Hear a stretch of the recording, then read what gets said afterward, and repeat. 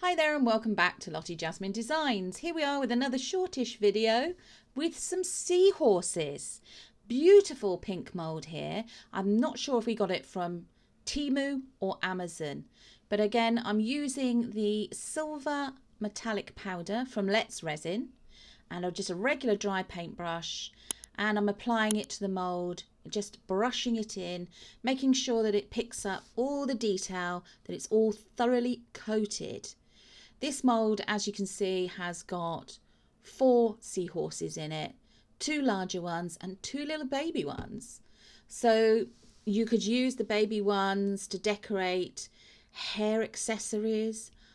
You could use the larger ones to decorate brooches, or perhaps even do some sort of wire work with the larger ones so that they became part of a pendant for a necklace.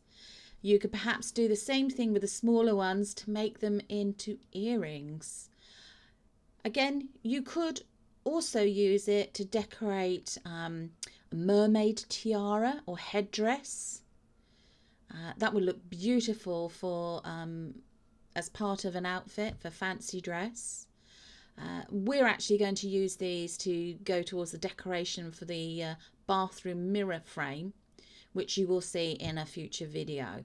If you want to check out our previous videos where I've done a similar process and we've made some beautiful shells and leaves and little baby starfish, then please check out the links in the description below. On all the information on all the products we've used will also be there. So just going back over now, checking that I have covered every single detail within this mould. There we go, I've overdone it a bit, so I just turned it up the other way, tapped it, and we're going to pour in some black resin. We use Vista resin, which is 100 mils of part A to 60 mils of part B, and then we use the Vista black pigment for resin.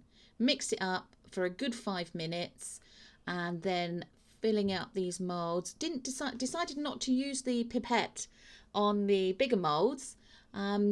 Thought I was going to be accurate enough just to do it off the back of this lovely silicone stirring stick. Just need to make sure that it gets into every single detail, and these particular moulds are very detailed. There's lots of small details. So here we are now with the pipette, deciding that I wasn't quite brave enough to pour it into the tails. I'm actually going to use the pipette, and definitely using the pipette for the much smaller seahorses. Again, just make sure that you've got it into every little nook and cranny on this mould, because what you don't want to do is have it cure, take it out and realise that it's not gone down into the tail, into the little curly tail part. There we go. So just topping it up until it gets to a level that I'm happy with it. Oh, I'm just wrestling here a bit with this pipette. I think it might have split and didn't realise it at this point, so resorted to going back to using the silicone stick. There we are, nearly done. Oh, and then 24 hours later, it's cured overnight, and put the food cover over the top to stop anything from getting into it.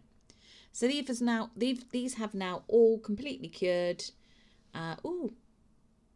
And it looks like I had some leftover resin, so I've poured it into a rose flower mould. If you haven't seen it already, those are in another video again. There we go. It's always a good idea to have a mould to hand for any leftover resin you've got. So I'm just going to very gently tease away the edge of the mould, teasing it away from the shape, the lovely little baby seahorse. Oh, there we go. It's almost free. Very, very gently now, because the last thing you want to do is having gone to all this time and effort and trouble and then find that as you're taking it out, either the nose breaks off or the lovely little curly tail of the seahorse breaks off. So just gently, is it nearly there? Nearly there. There we go. And that one has now come out.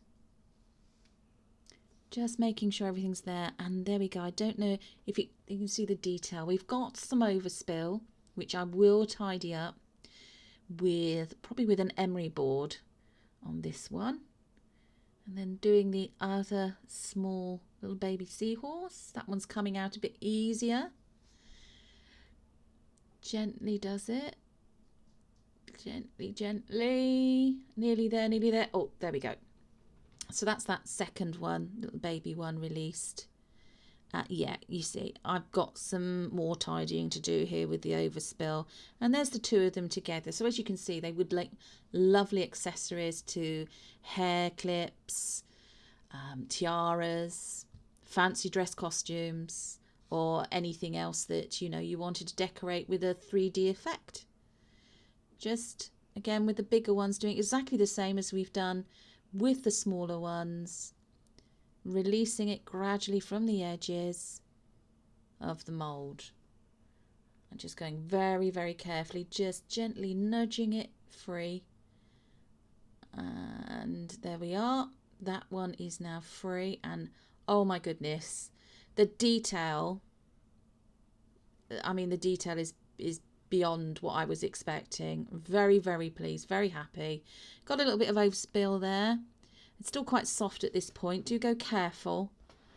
I'm just going to sort of inspect it. You see, I mean, the detail, even onto the end of the nose. Absolutely over the moon with the way that these have turned out. I'm very, very pleased with these moulds. So again, just this is with the final seahorse now. Just gently easing it out of the mould, going careful, particularly around with the tail part. Still quite soft there. Cured, but still soft. And that's the other one. Now this one looks darker. It's not as silvery coloured. And I think what's happened is that I haven't quite cleaned my brush properly before using the silver. So I think it still had some of the bronze coloured powder on it. And there we are. Those are the finished large seahorses, which look gorgeous, along with the two little baby ones. So don't forget, like, share and subscribe, and we'll see you on Sunday with another video. This will be roses in resin. Take care, everyone. Bye.